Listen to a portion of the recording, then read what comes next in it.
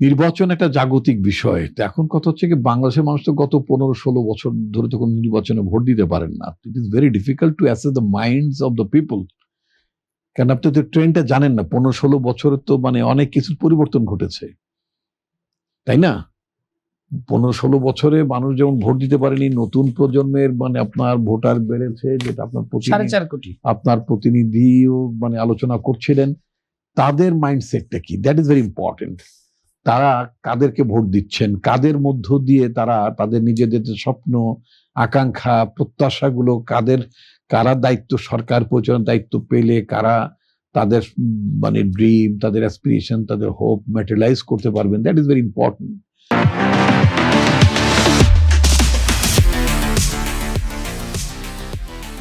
এবং কোন রাজনৈতিক দলগুলো সেই আকাঙ্ক্ষা মানে তাদের সামনে তুলে ধরতে পেরেছে, এবং তারা মানে অর্থাৎ নতুন ভোটার যাদের কথা বললেন, তারা তাদের কাছে কনফিডেন্স রাখতে পারেন, দ্যাট ইজ অলসো ইম্পর্টেন্ট। তো এখন কথা হচ্ছে কি, যে আমি তো একটা রাজনৈতিক দলের লোক, একদম আমি রাজনৈতিক দলের কর্মী। আমি যেটা মনে করি যে নিউ ভোটারদের অ্যাটেনশন ড্র করার জন্য, আমাদের প্রতি তাদের আস্থায় আনার জন্য আমাদের অনেকগুলো পরিকল্পনা কথা আমরা বলেছি। আমরা রিফর্মের কথা বলেছি, আমরা দায়িত্ব পেলে আমরা এই দেশটাকে কিভাবে পরিচালিত করব, যুবকদের জন্য আমাদের কি প্ল্যান আছে, স্টুডেন্টদের জন্য কি প্ল্যান আছে, নারীদের জন্য আমাদের ভাবনা, স্বাস্থ্য বলেন, শিক্ষা বলেন, চিকিৎসা বলেন, নানা ক্ষেত্রে আমরা আমাদের পরিকল্পনার কথা আমরা অনেকাংশে তুলে ধরেছি। বাট এরপরে আমাদের আরো কিছু পরিকল্পনা আছে, যেটা আমরা আমাদের নির্বাচন ইশতেহারের মধ্যে আমরা তুলে ধরবো। জনগণ বলছেন বা কি আমরা সাধারণ ভোটারের একজনের কথা শুনলাম যে তারা মনে করছেন হা না ভোট আর কি যদি ভোটের ফলে আর কি হা ভোট যদি জয়যুক্ত হয় তাহলে সংবিধান বদল করা যাবে না ভবিষ্যতে। আসলে কি তাই?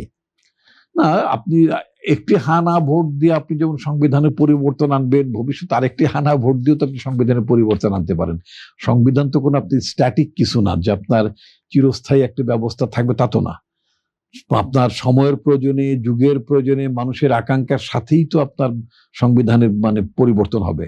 এবং আমি ব্যক্তিগতভাবে বিশ্বাস করি যে এই যে আপনার সংস্কারের নামে প্রায় 1 বছর যে মানে কালক্ষেপণ করলাম, এই শব্দটা এটাই বলবো যে আমি একজন নাগরিক হিসেবে আমি কিন্তু সন্তুষ্ট না। যে সমস্ত সংস্কারের ভাবনা ইতিমধ্যে যেগুলো মানে রিফ্লেক্টেড হয়েছে, অথবা যে সংস্কারের প্রস্তাবগুলো গ্রহণ করা হয়েছে, আমি মনে করি না রাষ্ট্রের গণতান্ত্রিক চরিত্রে রাষ্ট্রকে ফিরিয়ে আনতে হলে, রাষ্ট্র অবশ্য কখনই কোনো গণতান্ত্রিক চরিত্রে ছিল না, সেটাও সত্য, কিন্তু একটা রাষ্ট্রের গণতান্ত্রিক চরিত্র নির্মাণ করার জন্য যে সংস্কারটি দরকার, যে সংস্কৃতির দরকার ছিল, যে রাজনৈতিক ব্যবস্থার পুনর্বিন্যাসের ব্যাপার ছিল, সেটা অনেকাংশে অনুপস্থিত আছে।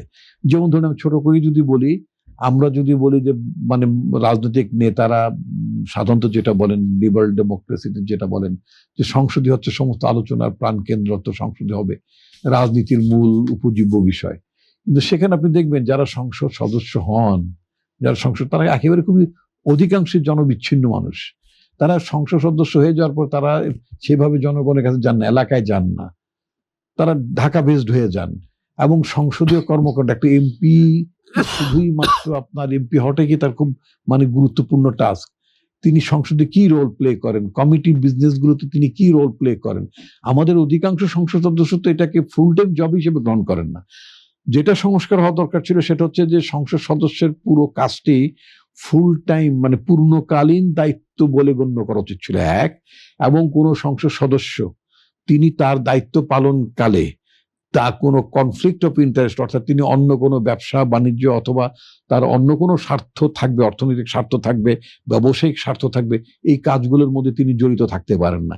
ইন দ্যাট কেস যেটা করা যেতে পারতো, আমি ভারতের সংসদ সদস্যদের অনেক আর্থিক সুযোগ সুবিধার কথা আমি জানি, পড়েছি, দেখেছি। হ্যাঁ, দেখেছি মিনস আপনার মানে মানে পত্র পত্রিকার মাধ্যমে মানে দেখেছি।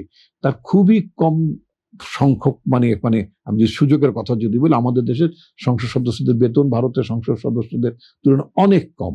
আমাদের এখানকার যারা এমপি, তারা এমপি হওয়ার পরে অনেকেই আমি সবার কথা বলছি না, বা কেউ চুরি চামারিতে, দুর্বৃত্তপনায়, লুটপাটে ব্যস্ত হয়ে যায়। মানে নানান ধরনের মানে ধান্দাবাজির মধ্যে মানে লিপ্ত হয়ে যায়। মানুষের কিন্তু এদের প্রতি আস্থাটা খুব কম, এতে কোনো সন্দেহ নাই। একটা এমপি যদি কারাপশন ফ্রি থাকে তাহলে মানে আমাদের দেশের ব্যবস্থায় দেখবেন যে আপনার ওই উন্নয়নও কিন্তু আপনার মানে করাপশনটা কমে যেত। ইউনো অফিসে বা বলতে পারেন অন্যান্য জায়গায় উপজেলা পর্যায়ে যে আপনার যে কর্মকাণ্ডগুলো সেখানে ডাক্তার স্টেশনে থাকতো, যদি এমপি স্টেশনে থাকে ডাক্তার স্টেশনে থাকতো, আমি ইউনো একটু মূল স্টেশনে থাকতো। আলোচনায় চলে যেতে চাই, আমরা অনেকটা মূল আলোচনা থেকে দূরে সরে যাচ্ছি। সেটা হচ্ছে এবারে নির্বাচনে না, আমার আলোচনাটা মূল অনেক জায়গায় সরে যাচ্ছে না। আমার কথা হচ্ছে কি যে একটা নির্বাচন মানে এবারে নির্বাচনে আমি আপনাকে একটু মনে করিয়ে দিতে চাই, সেটা হচ্ছে যে আপনার একটা হিন্দি একটা সিনেমা ছিল, সিনেমাটার নাম ছিল রাজু বান গয়া জেন্টলম্যান। এটা আমি অনেক সময় কথাটা বলি। একটা এমপি হয়ে যাওয়া, একটা এমপি বনে যাওয়াটাই একমাত্র জনগণ একজনকে এমপি বানিয়ে দেবে আর কিছু মানুষ এমপি হয়ে যাবে, এটার মধ্যেই জনগণের গণতান্ত্রিক দায়িত্ব শেষ হয়ে যায় না। এমপি জনগণের এমপি হলো কিনা, দ্যাট ইজ ইম্পর্টেন্ট। মানুষের নির্বাচনে আগ্রহ তো তখনই হয়, মানুষ তখনই সম্পৃক্ত হয়, মানুষ যখন কোনো সিস্টেমের মধ্যে নিজেকে এম্পাওয়ার্ড মনে করে।